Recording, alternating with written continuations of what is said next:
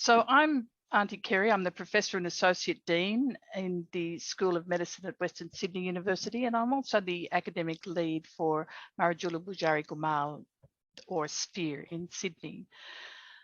I'm also the chair for the subcommittee, for the Indigenous subcommittee, and I've been asked to do a welcome and acknowledgement for people visiting us today.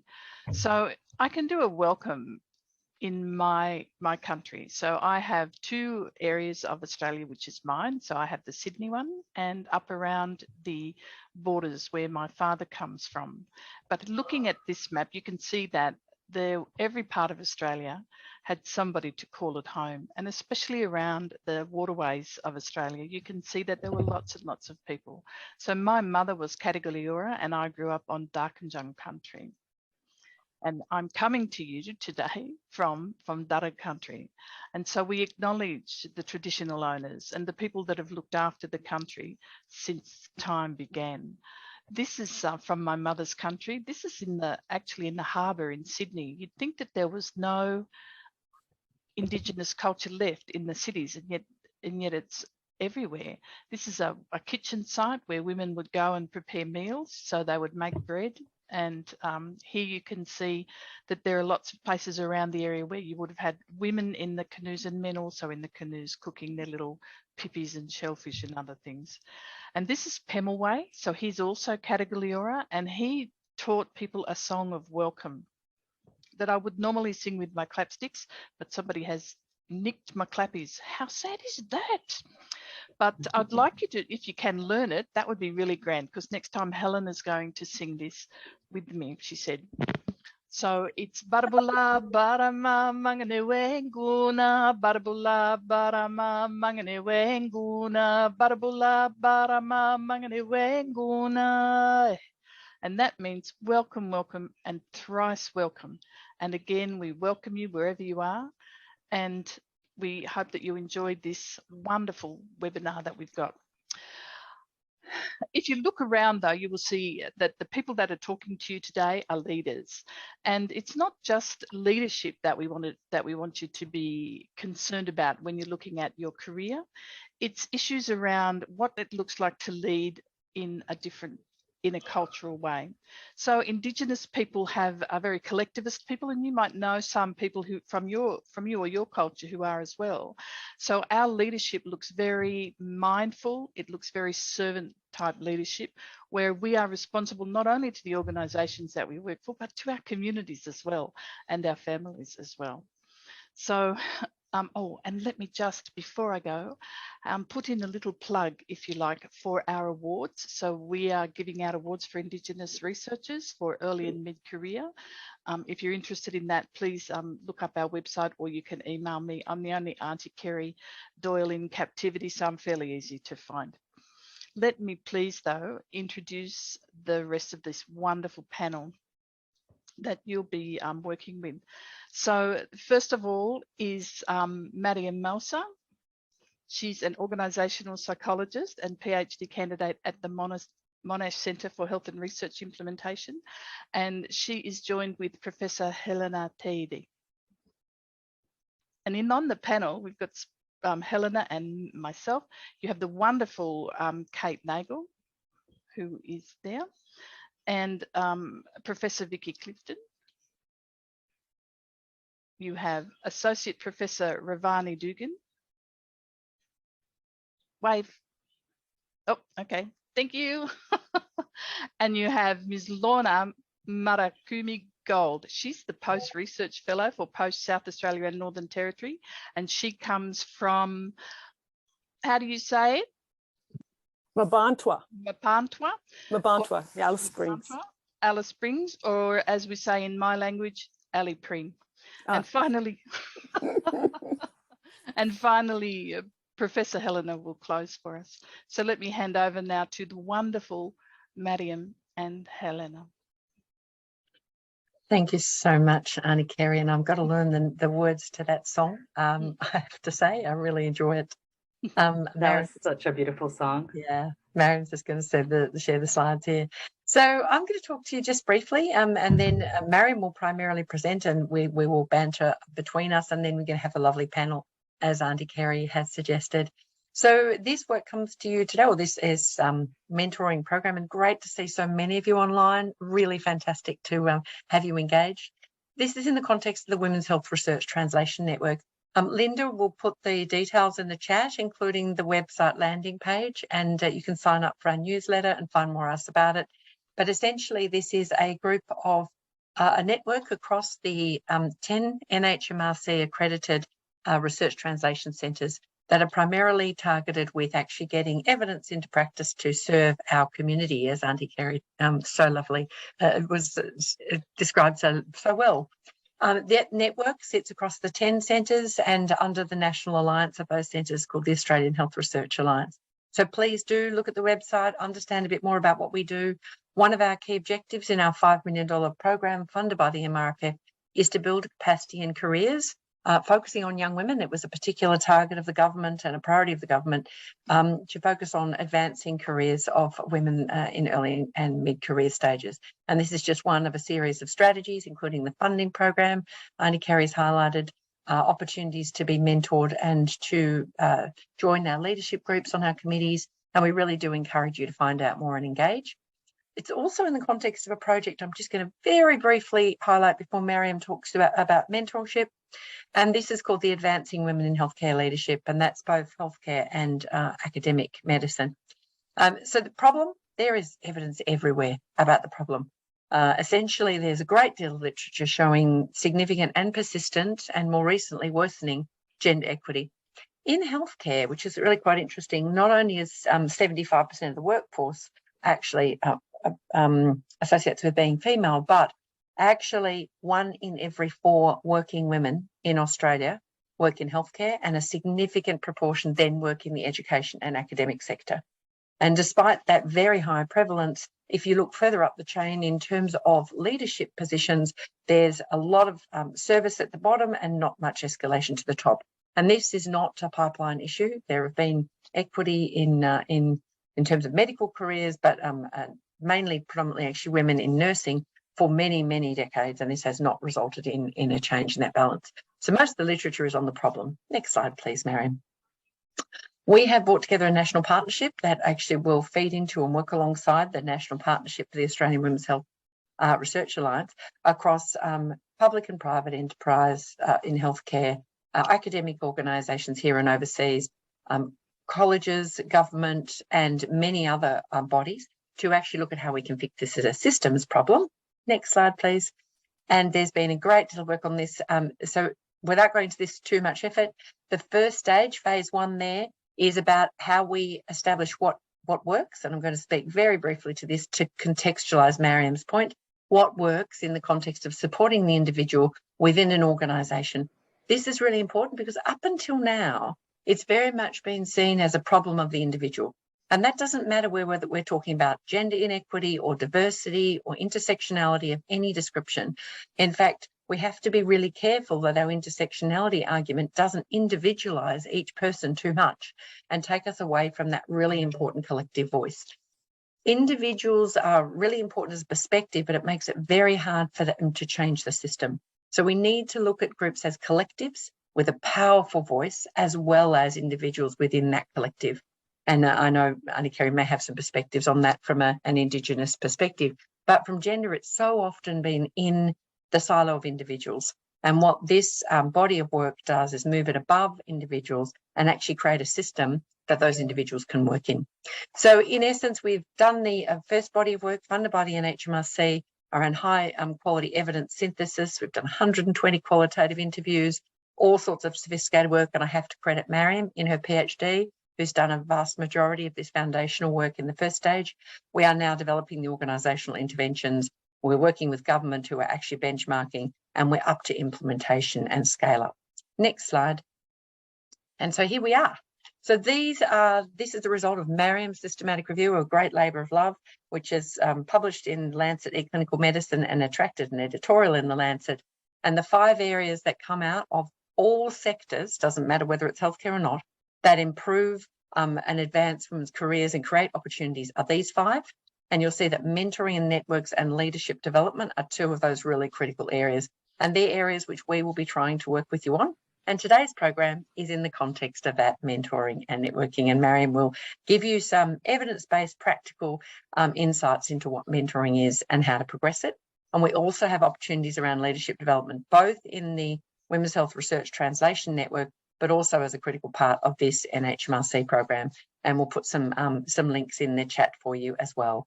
So I'm going to hand over on that note to Mariam, who's going to tell you all about what mentoring is and how to do it. Over to you, Mariam. Thank you so much, Helena, and welcome everybody to this session. So like Helena said, our focus today is on mentoring and networking, which a lot of the evidence shows is one of the most critical interventions that supports women in advancing their careers and in developing their skill sets. Now, before I begin, I would like to thank all the participants that have contributed to our pre-seminar survey. Your responses don't only add value to our research, but they also help us customize and shape this program to make it as relevant to the audience as possible. And so without further ado, let us dive into what mentoring is all about. At the bottom of your screens is a Q&A session. As we're going through today's content, if a question comes up, we have a wonderful panel of experts and of leaders that are going to be talking to you at the end of this session. So please type in your Q&A. Our wonderful Linda Skinner is going to be managing that. And by the end of the session, Helena Teed will be moderating the panelists' Q&A. And so whoops, there we go. So what is mentoring? One of the biggest challenges about understanding what mentoring is, but also about accessing mentoring or about getting it right, is that there's no clear definition out there about what it actually is.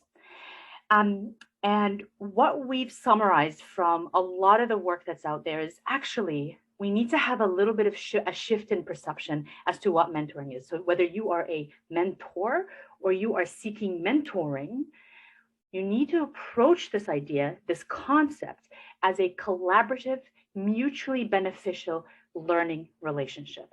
Now, this is really important because first, it places the onus of responsibility on both parties, but at the same time, it makes sure that you're working together in order to achieve goals, as opposed to one person on the receiving end waiting for the other person who's much more senior, much more usually a lot busier to just give them support and give them advice. So let's start this session with this shift in understanding. And I was really glad to see that almost 65% of you rated the value of mentoring as very, very high.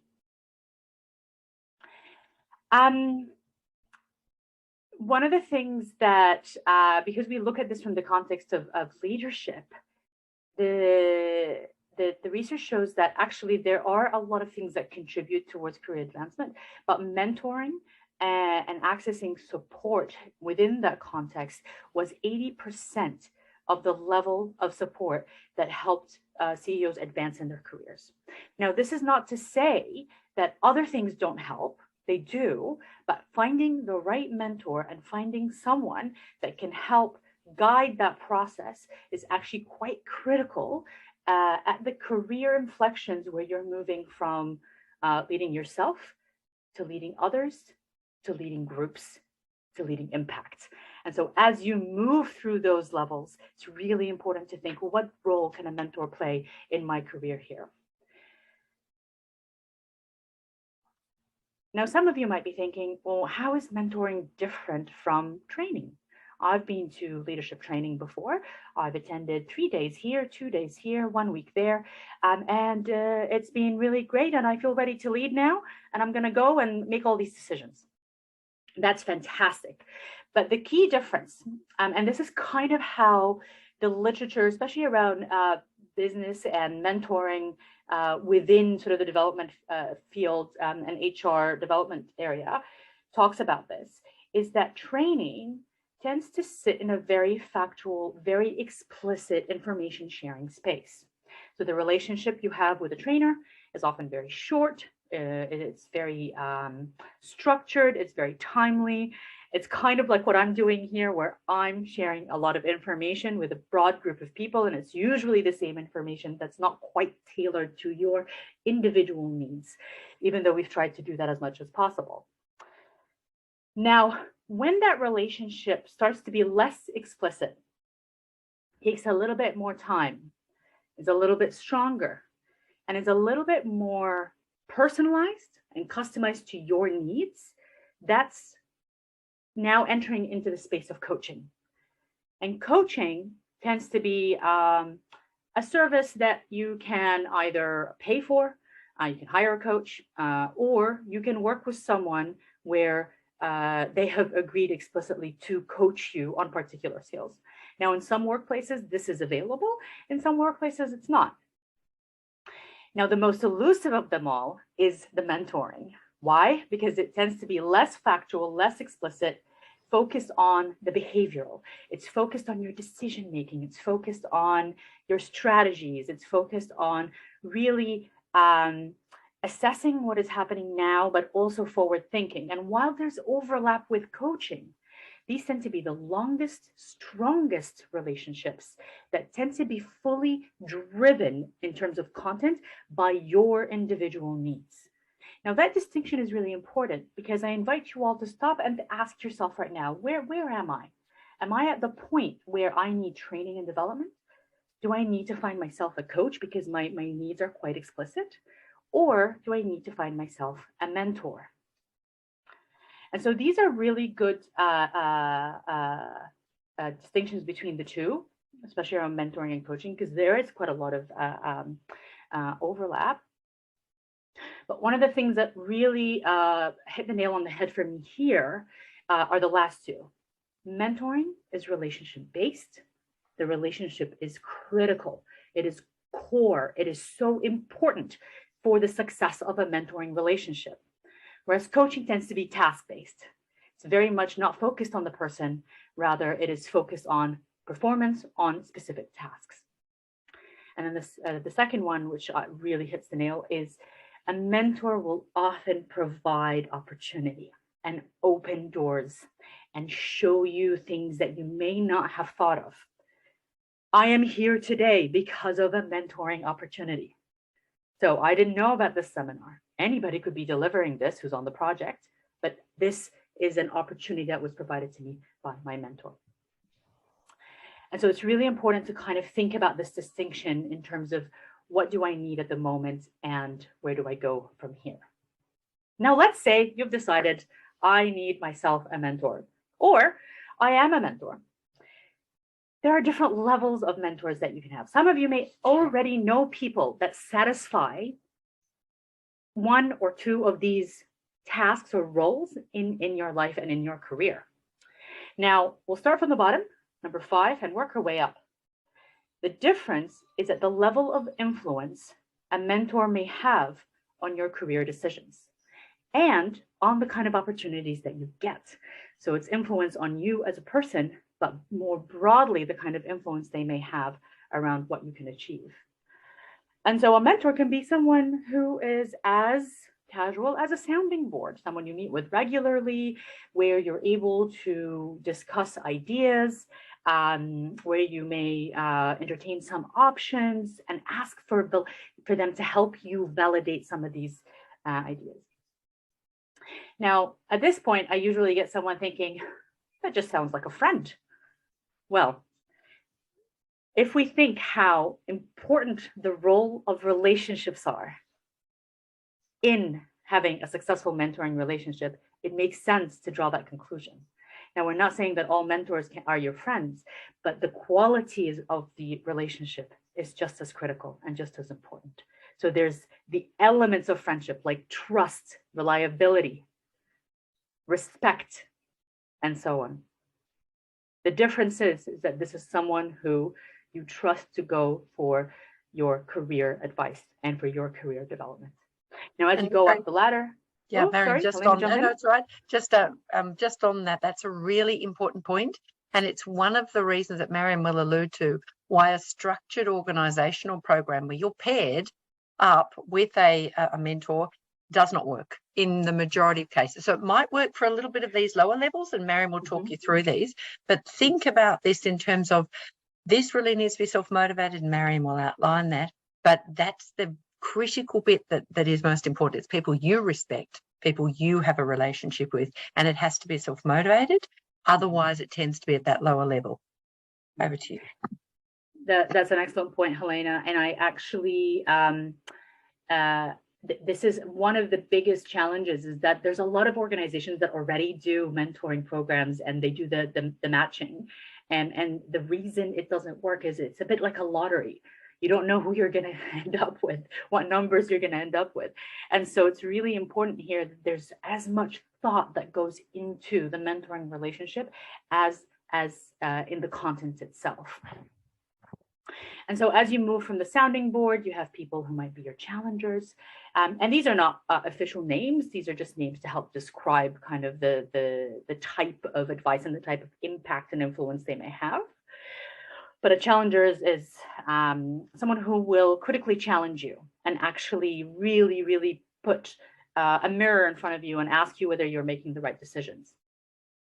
You may have mentors who role model for you.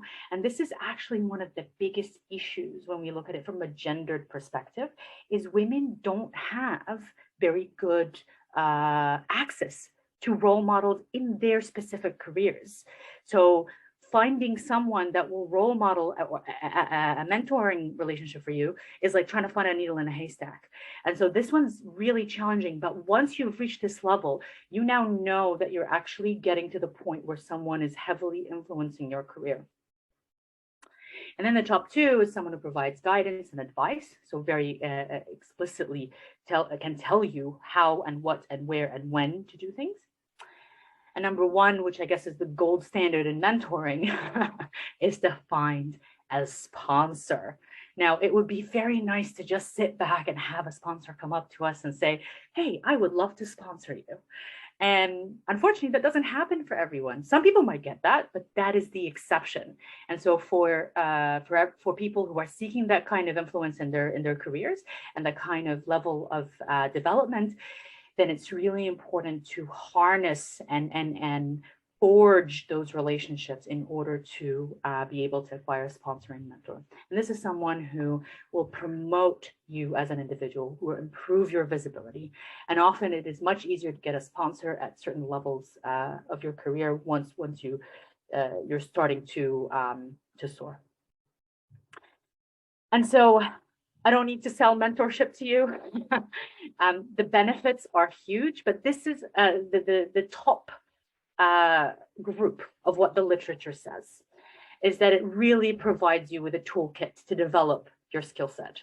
It helps you with decision making, with making choices, gains increase in confidence and self-belief. And even that one, even though it sounds a little bit abstract, it's for me, it's probably one of the most important ones, because what the literature shows is that confidence is a big issue, and when it comes to women in leadership, and we're going to come back to that a little bit later on. And number four is about having dedicated time and to actually put aside that time and make time for it. And I know that I'm talking to a wonderful group of very accomplished academics. So the concept of giving yourself time might not sound logical, but part of developing that mentoring relationship is really finding the time to dedicate it to developing and to reflecting on your career. And then jumping to the last one, and I think this is probably the most important, it's around being able to know when it is time to change direction. Should I get on this project? Should I get on this grant? Is this important? Do I say yes to every single opportunity? What we know is that that's not a very strategic approach to career development. So when you start to grow in your career, trying to make decisions around what is right and what is wrong, what is the important decision for your career trajectory, that's really where a mentor comes in. But like we said earlier, it's not a one-way relationship. It's a two-way relationship. There's a mutually beneficial exchange. And the best way I like to think about this, because I think one of the challenges of getting a mentor is this perception that we're asking for some help, and we're asking for time, and we're asking for people to find the goodness in their heart to help mentor us. But actually, we need to shift that to, what do you offer in a mentoring relationship? And if you're a mentor seeking a mentee, what are you looking for in a mentee? Do you have time to just mentor anybody? Or are there specific people that you are looking for because you have needs that can be met through that mentoring relationship? Really love this paper, which was extracted from a 2018 study. This diagram, which kind of, to me, really sounded like the PhD experience. When someone starts as a graduate student, they're in that mindset as an early mentee as well. But when you think about how supervisors select their PhD students, what are they looking for? They're looking for much more than academic performance. They're looking for people who have certain characteristics, who have certain types of experiences, who write at a certain standard, who can speak to a certain standard. And so at different levels, the more you have in terms of those characteristics that you can provide to a supervisor, the more competitive you become. And so as a PhD student, one of the things that, especially through our department, is we try and teach, how do you actually now start to talk about yourself, your achievement? And we do that through a weekly session called Showcase Me. And the idea here is that as a mentee, you offer something too. And we'll go through a very simple process of how you can capture that next. But some examples here is as simple as providing ground level insight. You're in the trenches, doing a lot of the actual groundwork.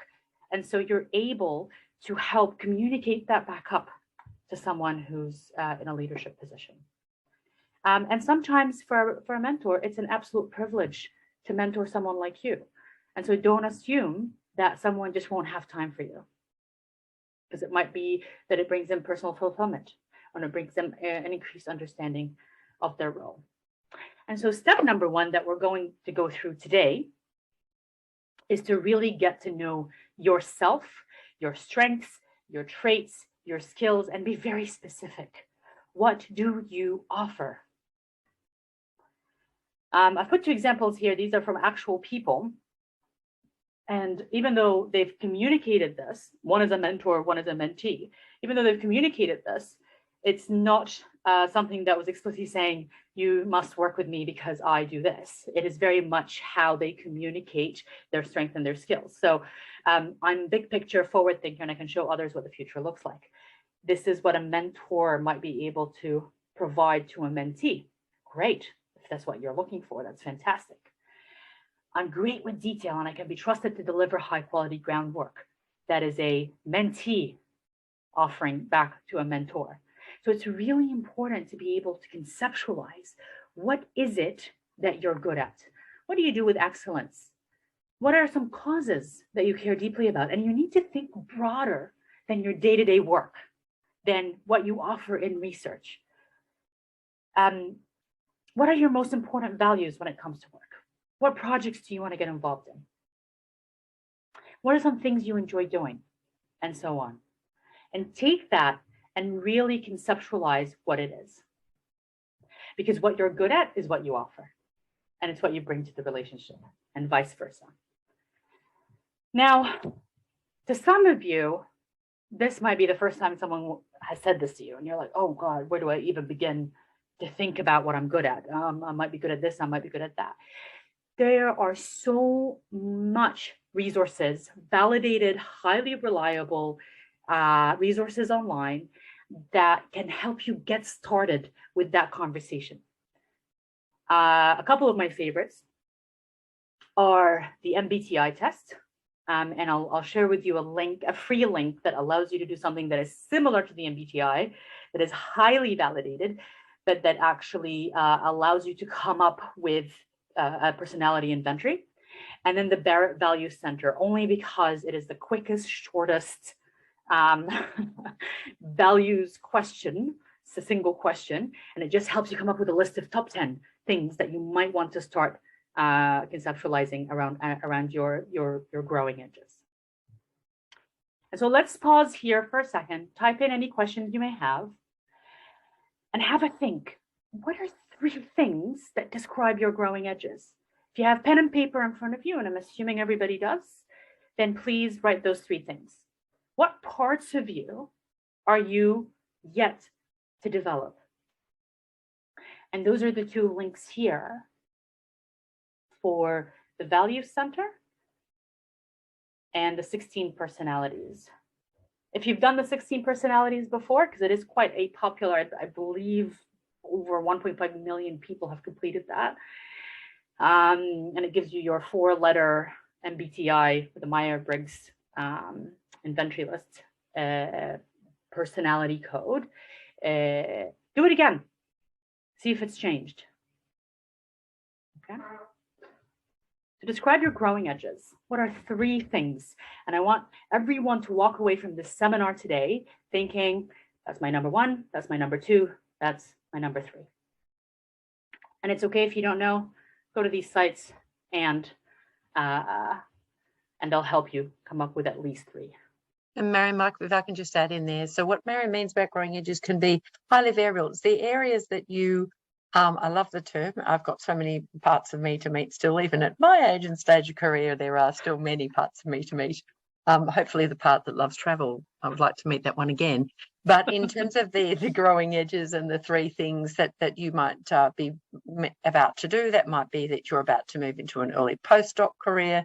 You might be about to take on a PhD student, or you may be about to grow your team, or you may be about to step into a CI role and have a project, or in a clinical context as a health professional, you might be about to take that next step or go into a board committee and have leadership roles. So there's all sorts of opportunities. And it's what Mary's describing there about growing edges is not so much the activity of going on a committee or taking on a student, but the fact that you're going to need to take on different roles and build different skills and bring that to the table. And we often don't think about that. And without recognizing that when we go into a new role, we just think we should do it. And I have to tell you, doctors are the worst. They just think they know how to do it because they have lots of technical skills. And in fact, researchers are probably second. So this concept of taking on a new role, you don't have the skills because you went to university for, I don't know how many years. Indeed, from a personal perspective, I did 18 years of medical education, specialty and a PhD, and then did an MBA, which was the best and most intensive education I've ever had. So just to highlight thinking a little bit broader than just the role, but the skills you're going to need, because otherwise you set it up to make it very hard for yourself. Back to you, Mary. Thank you, Helena. And that's a really good distinction, especially when you're in the trenches and can only think about what you do. It's really good to step outside of that and think about, well, it's more about how you do and why you do and so on. Thank you.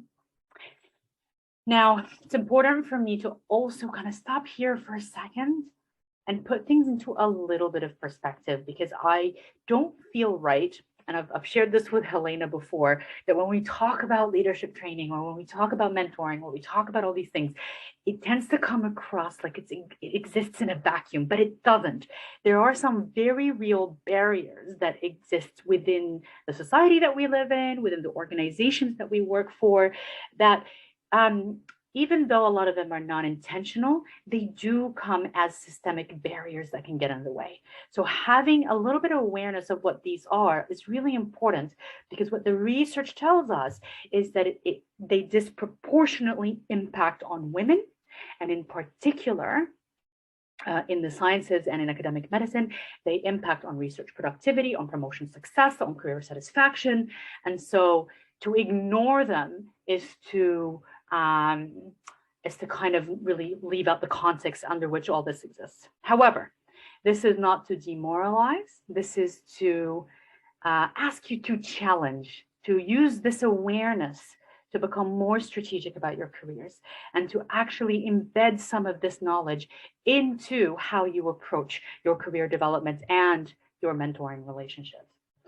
And so some of these barriers exist at the individual level, whether it's imposter syndrome, and I cannot tell you how many times I've been in a room with the most accomplished women in a leadership program, directors and managers and heads of, that still have this horrible feeling of being an imposter, that they don't deserve where they are.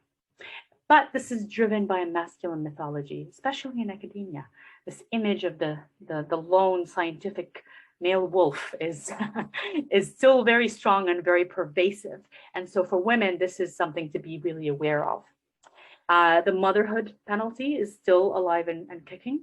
And of course, unconscious bias, where there seems to be a very narrow view of what leadership looks like in academia or in medicine or in healthcare more broadly. And so how do we challenge that? How do we actually take what we're good at and make that work? And at the organization, notice, is there a lack of senior leadership support?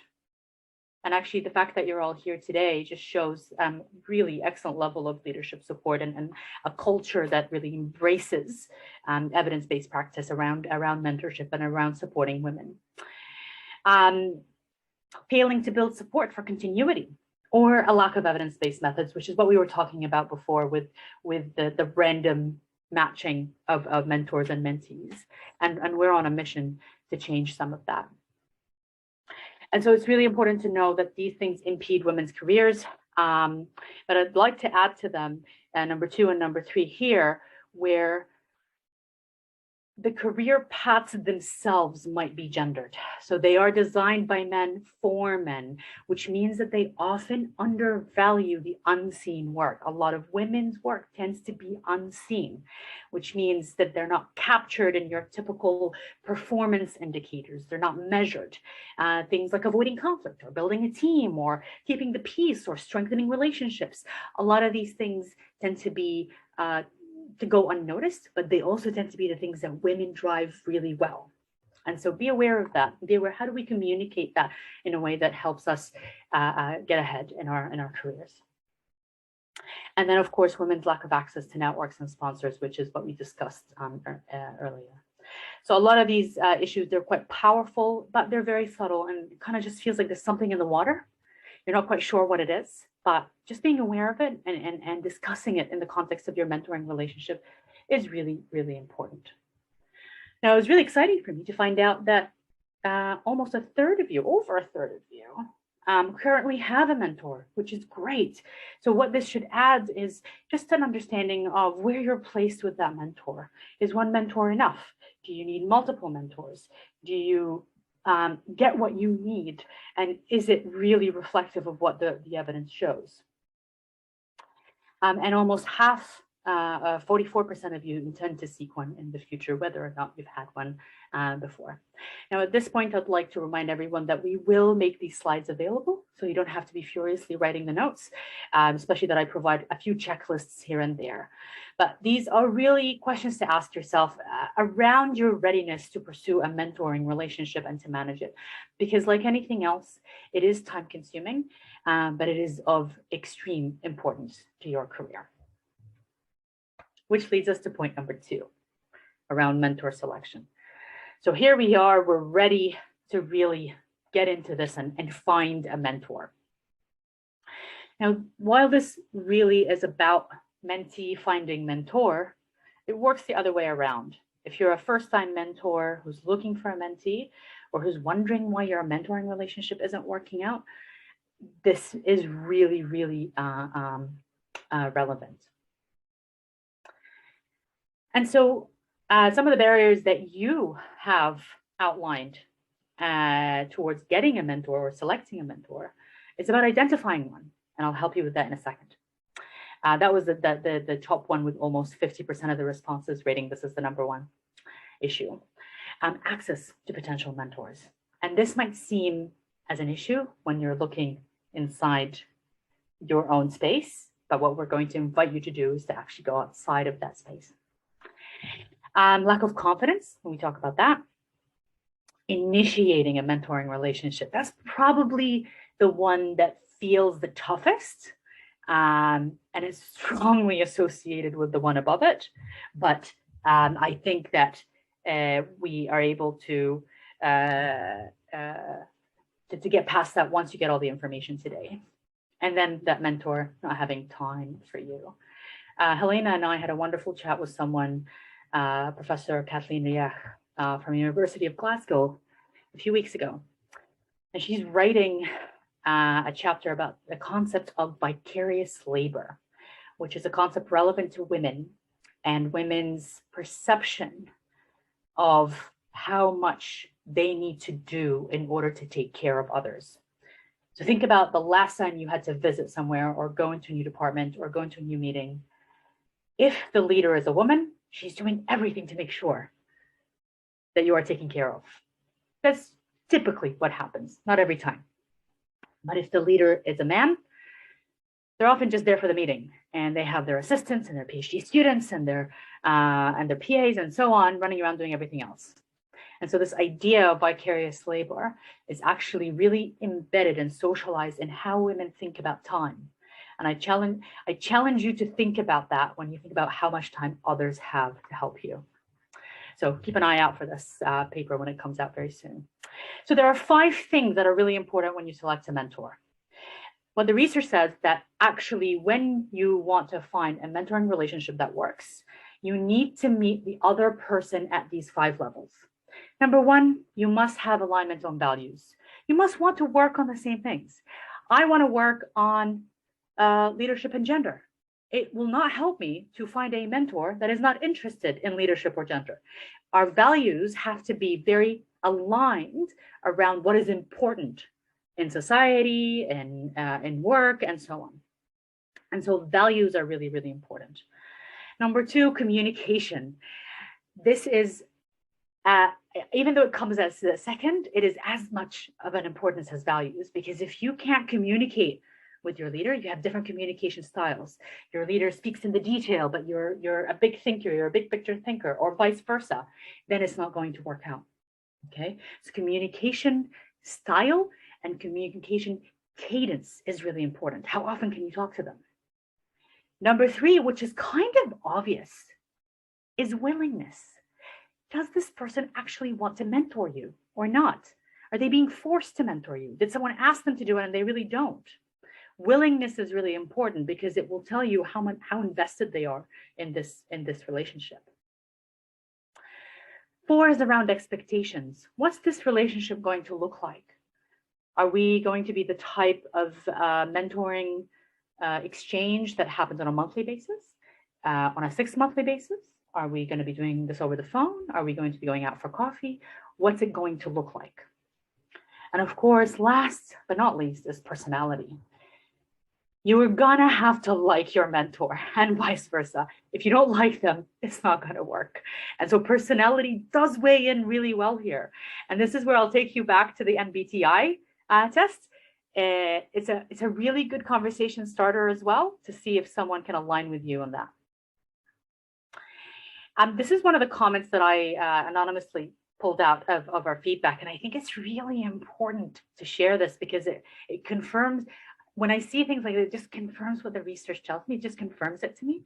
And here, this participant said, I recognize the extreme workload of academia, particularly for people with caring responsibilities.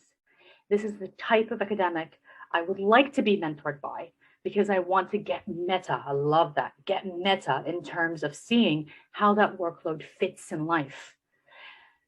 But to do that would draw on that person's time to fulfill their work. And that just presented to me the perfect dilemma. You want someone that role models, that can mentor you in that example, but at the same time, you don't want to take their time. This could be impacted by vicarious labor. This could be impacted by false perception. This person might actually benefit from mentoring you, and therefore their load is lighter. They might learn things at the ground level that makes them realize, actually, I don't need to be going into that much detail. This isn't necessary. Now I'll stop here because I think it's really important to ask Helena to weigh in on that, because Helena is one of the busiest people I know in my life, yet she has time to mentor. Thanks, Mariam. So this is a really nice dilemma you've described there, and there's comment in the chat too. And we won't take too much more time because we do need to get to the panel. But just to highlight that this concept of asking a favour of people for their time. Now, there are some people who, and I imagine Auntie Kerry Daw, for example, there are not as many, for example, Indigenous role models, so they'll often have many people come to them for mentoring. But the reality is that the worst case scenario, you'll get a very reluctant, I'm really sorry I can't, but have you thought about, and to think about what that looks like. But the reality is it's such a joy to do this. It doesn't take a lot of time and it feeds the soul. And so, sometimes my mentoring discussions are in the car at 5:30 on the way home at night. Sometimes they're coffee, sometimes they're other things. But don't see this as some massive favour that you're asking from someone. Typically, your male colleagues will not think about that. It's a transactional relationship. So you will feed the soul of people who are mentoring you, and don't underestimate that. This is not a big time commitment in general. So I think just believe in yourself, recognise it's part of the role of a senior person, and ask with the worst outcome possible that they can't do it at the moment. So thanks, Mary. Thank you, Helena. And I always ask myself, what's the worst I could do? I could just say no, then you move on and find the next person. And this is actually one of the biggest contributors to why men's networks, aside from mentoring, networks tend to be more effective than women's networks in terms of career opportunities, because they tend to be more transactional, less interactional. And so just food for thought. And whoever wrote this, thank you very much for sharing that. This is a great book out there for those of you who have time to do some extra reading on the side. This is written by Janine Gardner. She is an Australian author, and she wrote a book called It's Who You Know. And this is actually about how to build a network of 12 key people in your life, not just in your career, in your life, that help fast track you and help you make the best decisions for that work-life balance, for that career development, and so on. So if you have time, find that book and give it a read. It's actually quite a digestible book. But the ideal mentor characteristics, according to what the evidence says, is that obviously, like we mentioned, they have an interest in doing this for you. They need to be further in their career than you are. And there's still debate out there as to whether or not they need to be exactly mirroring what you do. It really depends on what kind of mentoring you require, whether that person has the exact career trajectory that you want, or they just have the experiences that you want, and therefore they're still able to mentor you. They need to be able to provide a safe environment, because you're going to be sharing things that are not necessarily always straightforward. They might be problematic. There might be interpersonal conflict. There might be career change decision-making. And so safety and psychological safety, not just physical safety, is really, really important in this mentor characteristics. And so if you are a mentor, ask yourself this question: do I provide a psychologically safe environment where this person can say whatever they need to say in order to get the answers they need? And I'm going to jump to the last one here, because that's when you really hit the nail on the head. They just help you get where you want to go faster, more efficiently, and with greater joy, because you get to skip a lot of the hurdles that you would usually have to go through if you were doing it on your own.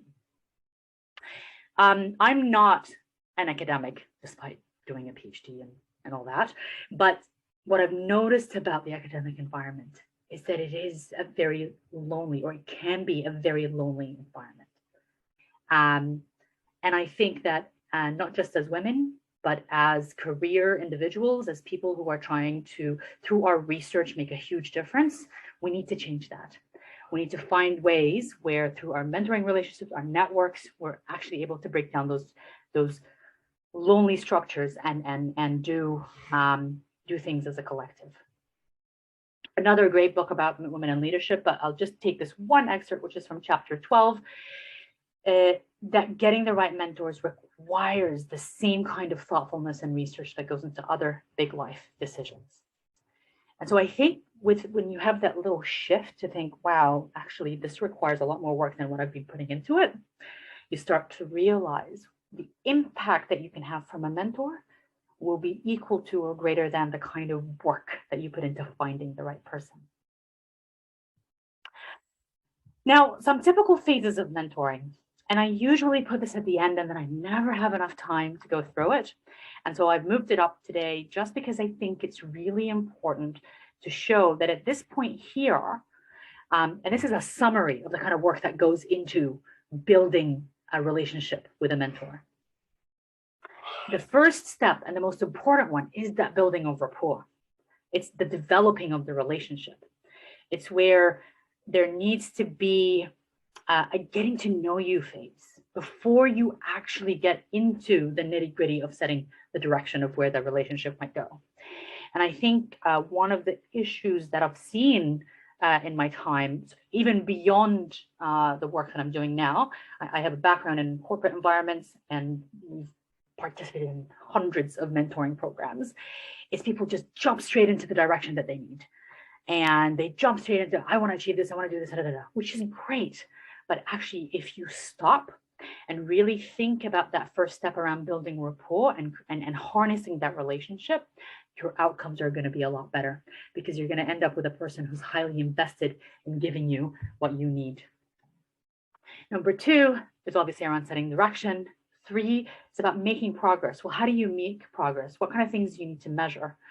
What kind of things do you need to be asking? What kind of things do you need to be measuring? What do you agree on when it comes to the cadence of the mentoring relationship?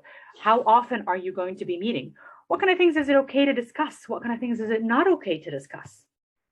Are you going to have one mentor or multiple? And so on. And then the last part, which is just important as the first part, is mentors are not necessarily there forever. There might be a point where you may need to move on. The relationship has come to its natural conclusion, right? And so how do you recognize that time? And how do you discuss it openly with that person? And then how do you celebrate that success? And often moving on might come with changing positions, changing departments. It might just come by changing area of responsibility or life circumstances, right? My recommendation is when you're moving on, don't just let it fizzle out. Make a point of celebrating that relationship and that success, because you never know, that person might one day connect you with someone else, or they might come back into your life. This will also be available for you to look at later. The 3 takeaway messages from selecting a mentor or finding a mentor: they need to explicitly agree, because they will provide the impetus and direction, and they will have a huge influence in determining your career path. And so choose wisely. And remember, one mentor is often not enough. Finding the perfect mentor is like finding a perfect boyfriend or girlfriend or whatever. You're never going to get someone who's got everything. So what are the most important characteristics that are ideal for you? And how do you find that in one person? And maybe find someone else that provides all the other things. And so I'll just pause for a few seconds here. Describe in the same piece of paper that you've been writing your 3 growing edges on. What are 3 characteristics of your ideal mentor? What are the top things that would actually really make it work?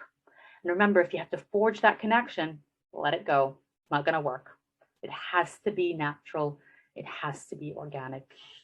It has to come together in a way where you've put in the hard yards, and now you can start focusing on how you're going to work. And sometimes actually those relationships just occur naturally. And suddenly you realize, I've been meeting with this person for the last 5 years, talking about everything over coffee in a very informal session. Oh my goodness, I've been getting mentored. And so it's really good to recognize when that's happening. So think about those 3 characteristics of your ideal mentor. And this leads us into our final section, which is the most important section. And it really addresses this concept of confidence and courage. Because you must find courage in forging that connection. Not all of us are born with natural confidence. Not all of us are extroverts. Some of us are quite introverted, and it's really difficult to have to go to these events and to have these conversations. And so my advice to you is that is Brené Brown's advice down here, that you can choose courage or you can choose comfort, but you can't choose both. And so which is it going to be? This is a fantastic book, Dare to Lead. I've read it multiple times because it just touches something really important, not just about leadership in general, but actually about us as women, where I think there's this element of socialization where we're taught to kind of step back and wait to be asked, wait to be given. And it's really important from a gendered perspective for us to step out of that and to feel the discomfort and to feel the anxiety and to kind of do it anyway. A couple of ways we could do that is to do your research on the candidate. Don't approach someone blindly. Try to really get to know them. It's really funny when the other day, Helena actually shared all this information about a coaching session that she had with her coach, her career coach. And I was sitting there going like, is anybody else taking notes? Because this is the kind of stuff that you need to find out about your leader or the person that you want mentoring from, because it helps you forge that connection. It helps you to really understand, well, who's that candidate? How do I approach them? What's important to them? How do they work? Do we have the same values, etc.? So if you remember those 5 things that are really important, do your research. Find them on LinkedIn. Ask people about them.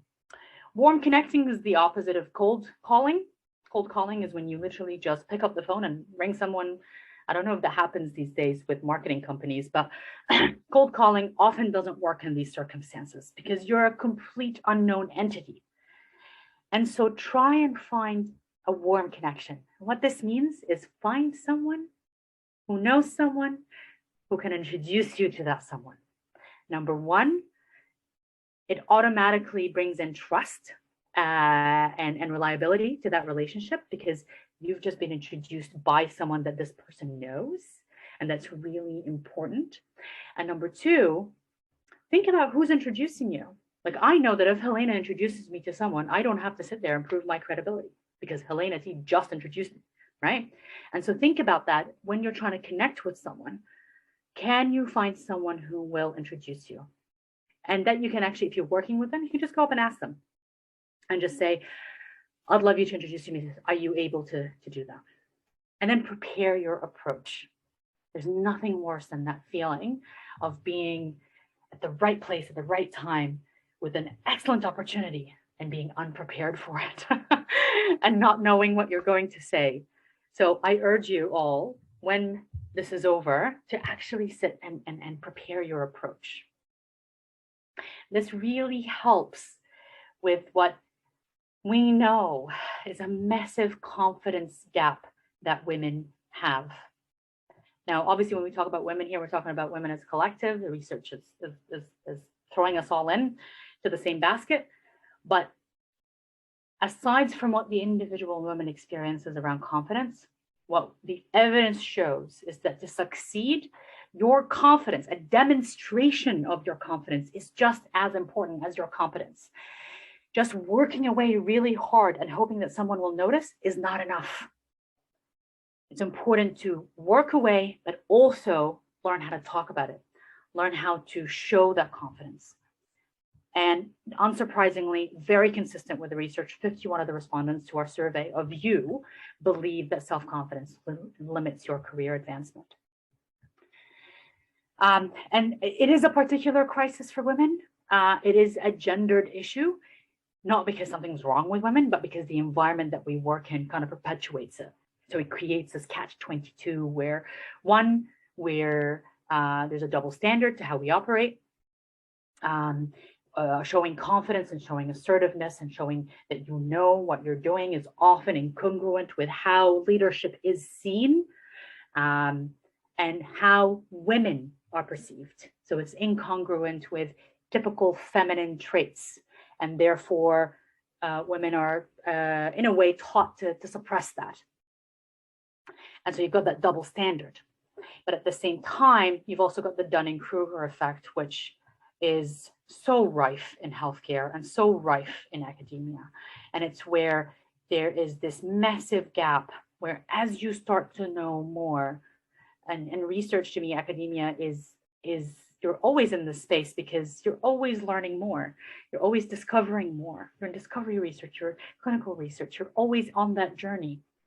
And so you're in this valley of despair and you're trying to pull yourself out, where you're at a place where you're like, I know this stuff, I understand, I have the confidence to really step into this space, but we're surrounded by others who know much, much less, and who feel and truly believe that they know much, much more.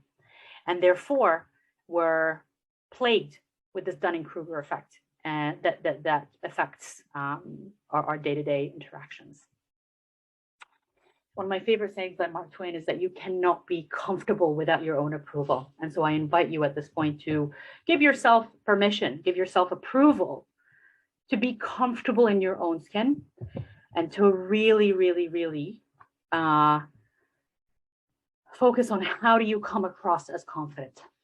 And it is actually one of those things where the research shows that the more you practice being confident, the more you become confident.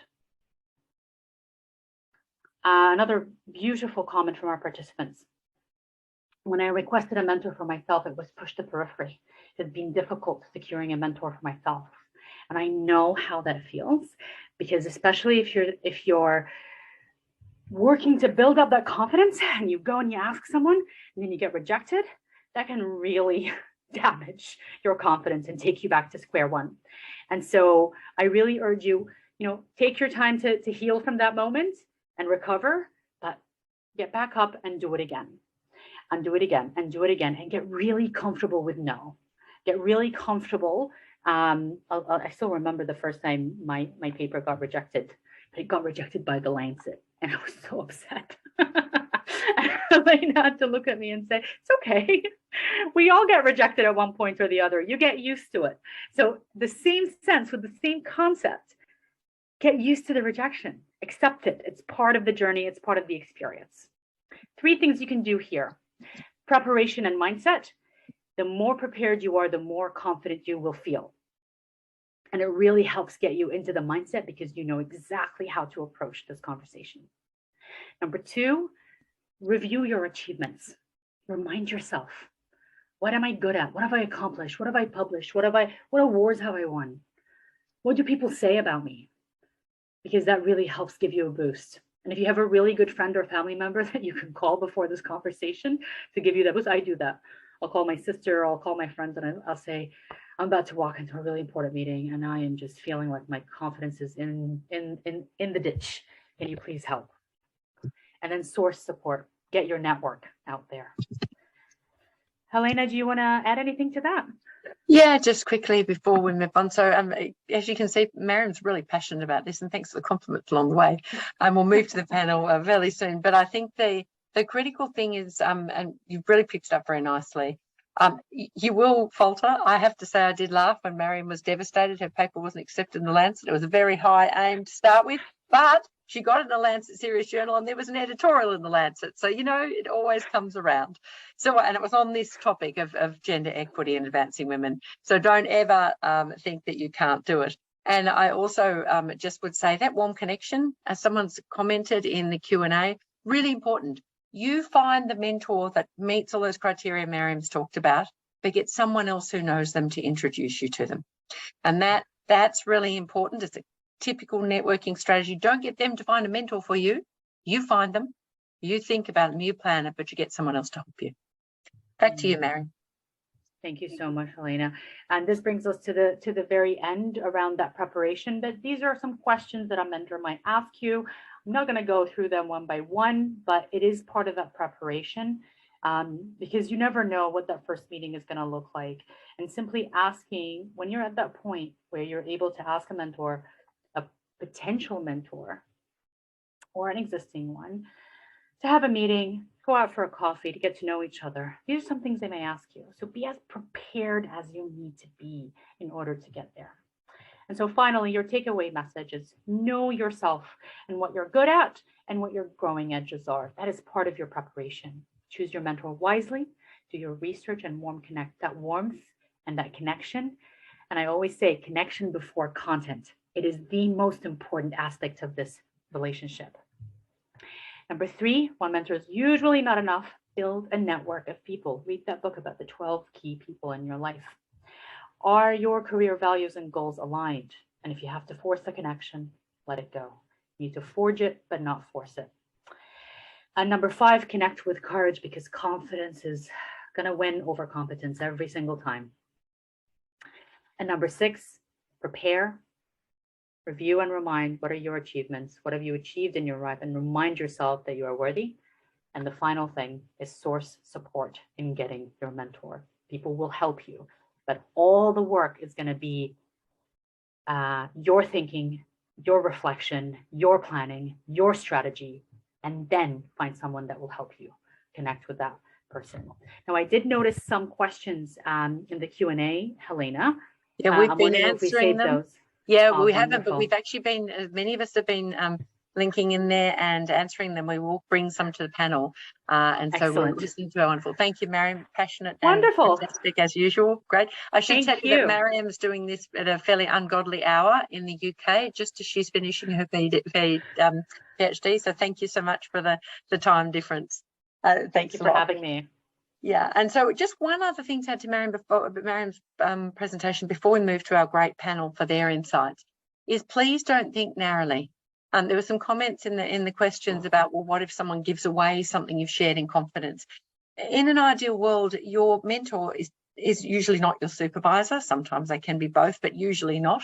And it's not even necessarily in your institute or in your group or in your school or your faculty. Think broadly. In fact, my mentors one was in corporate, one was in not-for-profit, one was a completely different sector, but I was looking for skills in leadership at that time, so I looked outside. So I just think we need to not always think that I'm a researcher in aged care or bowel cancer, I want my mentor to be a world leader in those things. Actually think about what you want your mentor to give you, and please think more broadly than the people in your immediate group. All right, over to our wonderful panel. And I'm first going to ask some of you just to reflect on actually what you heard today. And I might start with you, Ravini, just because, you know, whether you are in your career stage, whether you have any specific reflections or things you want to share. I think, thank you very much, Helena, for that. And thank you, Miriam. It was fantastic. And hello to everyone from the lands of the Wajak Noongar people in Perth. As you can see, it's very cold here today, so I've had to go and put my scarf on. In listening to it, I think there are lots of things that resonated in probably the things of what not to do, because I found myself at the institute that I worked at being put into a mentor program. I had a mentor being assigned to me who I had no choice in who the person was. I didn't even know what were the decisions that were made in connecting me with this individual. And we had one email contact where the person said to me, I'm really busy right now. I'll come back to you in a few weeks' time. And I said, okay.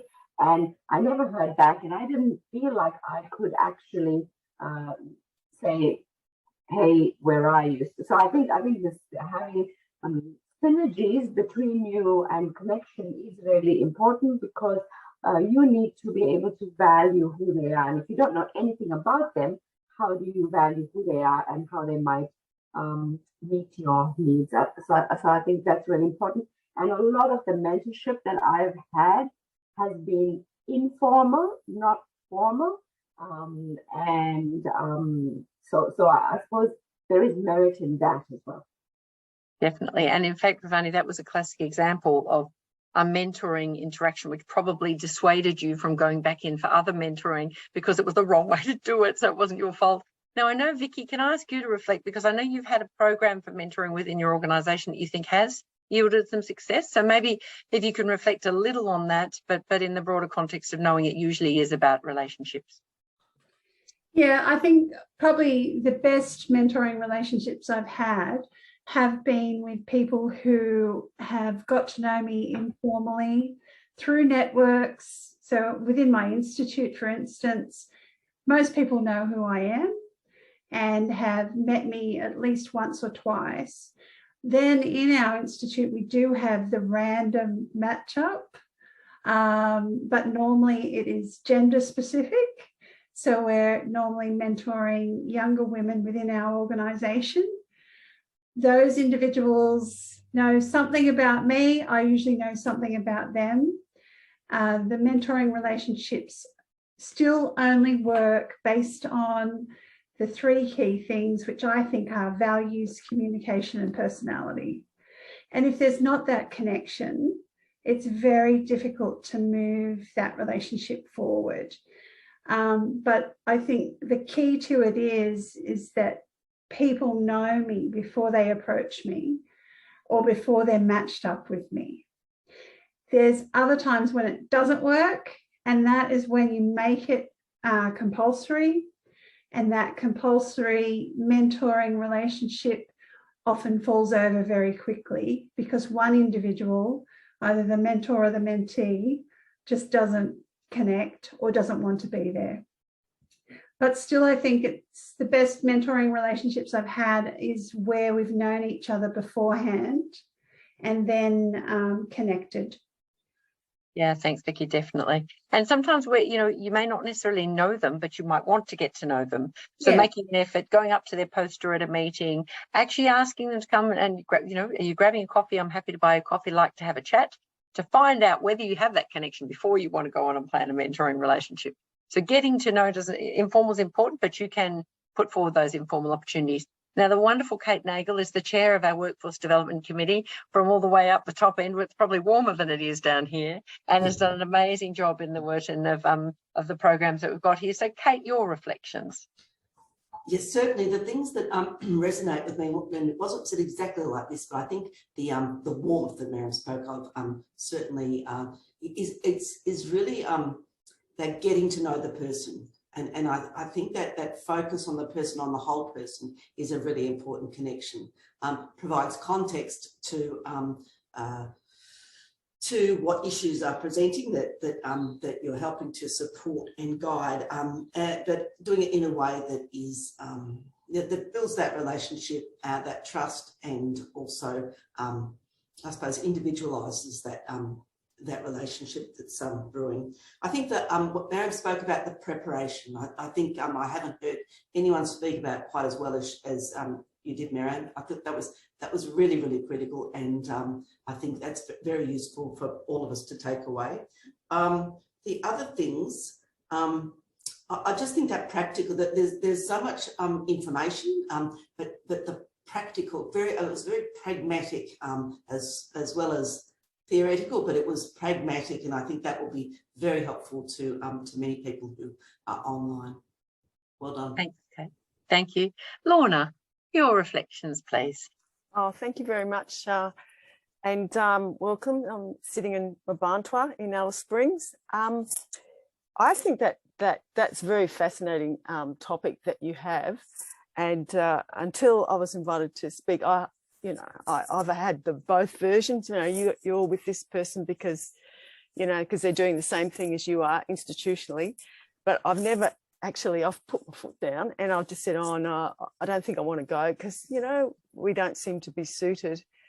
And even though they may be someone really high up and I'm an early career researcher, how I've dealt with it in my personal life is someone's come to me and asked me to mentor them because they need a little bit of a foot in the institution. I do that, and we go and we just, it's always informal, and it's for however long they want to be with me, and then they go off and do something else. But for me, it is definitely relationships, and I have to know them. Trust is really important. It's usually gendered. So all those things that you mentioned, but it was very it's fascinating research. And I tried to do the personality thing on there, but I couldn't quite see it on the screen. So I'll have to go back and do that. But yeah, that's been my experience. It's relationships. Yeah, that's it in a nutshell, Lorna. Just before I go to Auntie Kerry, I think, there are a range of different tools you can do, but I think one thing that Miriam's, there's probably a lot to think about from that talk about, just to really emphasise, mentors are absolutely for women one of the most empowering things you can have. And can I also, I can't remember whether you touched on this, Miriam, male mentors are usually the most successful. And one of the reasons for that is I often think differently to women. So you may have a female mentor who's going to look after you and give you really nice caring advice, but actually you could theoretically get that from friends. Whereas you go to a male mentor, they often may think about getting you into networks or nominating you for prizes or putting you forward for things that we perhaps wouldn't do. And I have to say my mentors were all male originally, largely because when I qualified, there were no female physician academics with children, and that's what I wanted. So I thought, well, they're going to have to be male mentors. They just happened to have wives and I didn't. But the point being that they were amazing. And one of them has been, a sponsor throughout my career and nominated me for pretty much all those letters that are behind my name that I would never have put myself forward for. So I just can't emphasize how important it is. You deserve it. So give yourself the time to do it. Auntie Kerry. Thank you. So in our communities, I don't call myself auntie, and the community calls you auntie. And to be honest, the university here just put that on my name on my door, so I figured that's who I was when I got here. So and part of what we do is grow people. And in fact, we've just changed the Katsanam program to get them and keeping them, and growing them. So I like to grow people, and that's pretty much what I do. I do like the Myers-Briggs because big surprise, I'm ENTJ, big surprise. And I've noticed and it was only after I had actually done that, because with the team that I was working with, that I realized that the poor little INTP, whatever person, who I always thought, oh, she's such a, really just had different ways of doing things, like she'd have a big list, like I'm not a list maker, but that particular Myers-Briggs mob, they make lists, and it wasn't that she was doing anything wrong, it was just that's how she preferred to work. I mean, that was a while ago, and hopefully I've moved on since then. So I think all of those things are valuable, where you get to know people, and I agree that it's a privilege to mentor people. I haven't always had successful relationships with people. I remember one really aggressive lady came and she said, I didn't get my promotion last time, and I demand that you get me my promotion this time. And I went, well, I'm not a magician. I'm just an academic and an average one at that. So I think it is right. You have open and honest discussions at the beginning, but I approach everybody with unconditional positive regard, because that's one of my core values for others. Fantastic, Auntie Kerry, and beautiful as usual.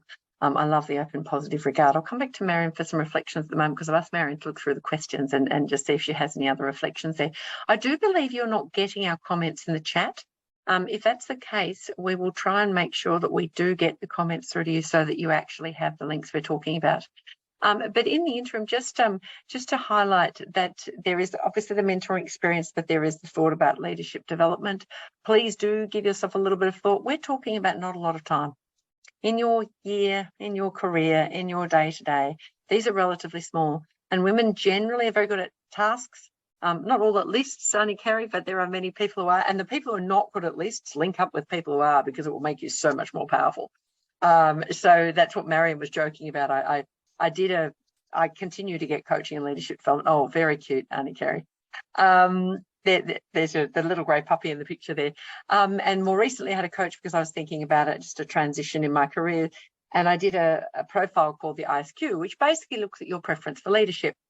And it's really fascinating. Didn't think I was going to learn too much more at my career stage, but I was getting there. But we are always learning. And the funniest things where I learned I was on the lowest centile for competition. So I'm of 2.3 million leaders. I'm below 1% in competing with people. I don't even understand. I don't see that other people are competing with me. I don't even see it coming. But when I went to the end and she was talking about my profile, I have a high care for my team. I do consensus, which is why we all do co-production here. But it was really interesting, because I said to her, what do you see in this profile overall? She said, I see terrible self-care.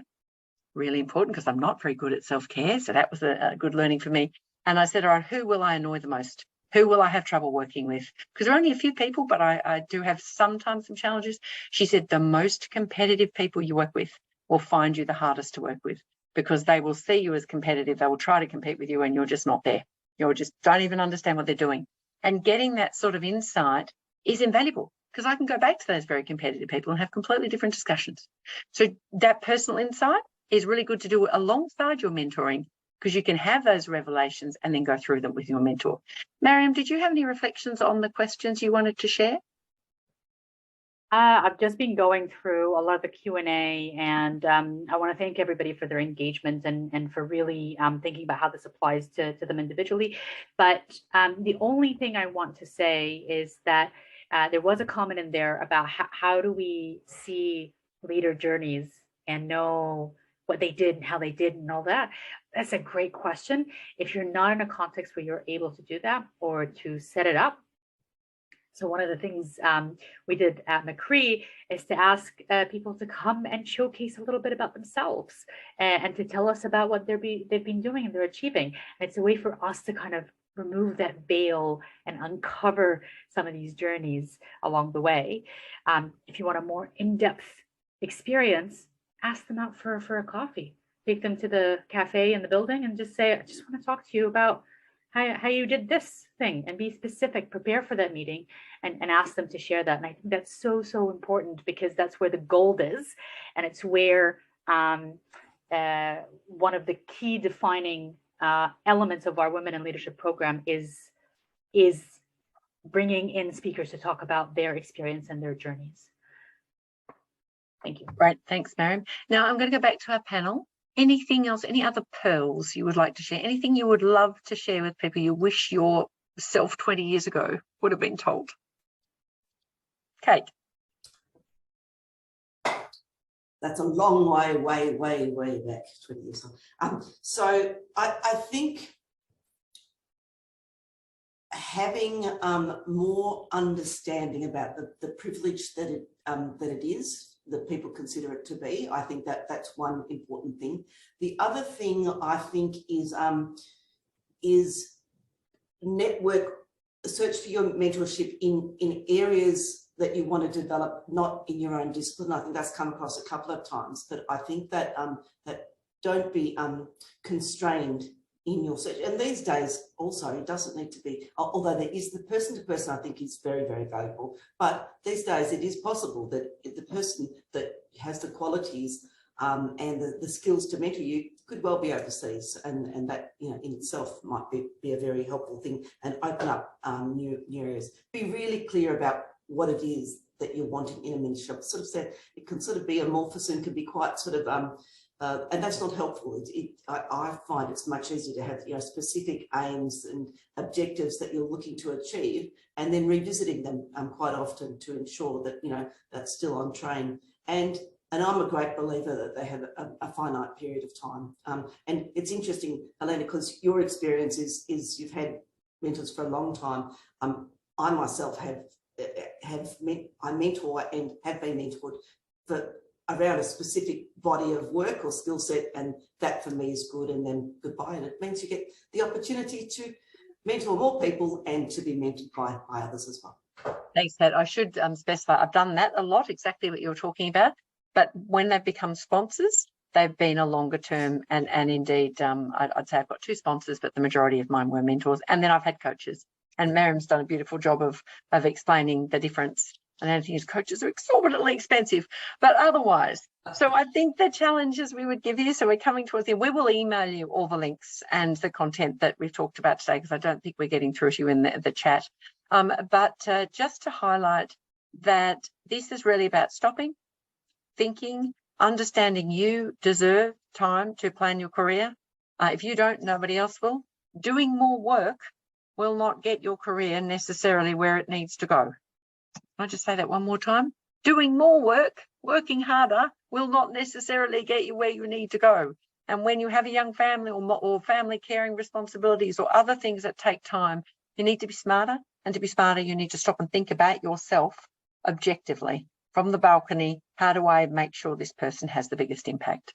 So on that note, I'd like to really thank Mariam. She's done the most amazing PhD. She has taught me a great deal on my journey, and the people that we have worked in this, the research around gender equity and career advancement has been fascinating, and we've worked with amazing people around the world, and I know her career is going to be amazing. I want to thank the panel. Really great reflections, wonderful song at the start. Only Kerry, I am going to learn it because I just love it every time you do it. Thanks to Kate, who is the champion of our workforce development program, Vicky, who's doing an amazing job leading up the Women's Health Queensland network under ARA. They're setting a lightning speed that we're having trouble keeping up with. Ravani, who's already involved in the work we're doing, and that's fantastic. Lorna, for sharing your reflections, and the team behind the scenes. So Linda Skinner is the Workforce Development Program Manager at the Women's Health Research Translation Network, and Rebecca and others are there in the background supporting. So thank you very much for that. We will email you, and thank you for doing the survey. You will see that come out in some form, and we will share it with the panel. But it was great to be able to reflect your responses back to you, and for you to know that your thoughts were not alone. Anybody? Helena, Yes. Just on behalf of all of us, just recognising your leadership in WHRTN and in all of the activities and fabulous work that's going on. So you're fabulous, and we learn lots from you. We're very grateful to be given the opportunity. Thanks, Kate. Fantastic. And I'll just on that note, we will finish up. And just a final comment, which is fantastic, from one of the participants. Thank you for the seminar. I have a spring in my step. So that is just wonderful. Thank you, everybody. Have a wonderful weekend.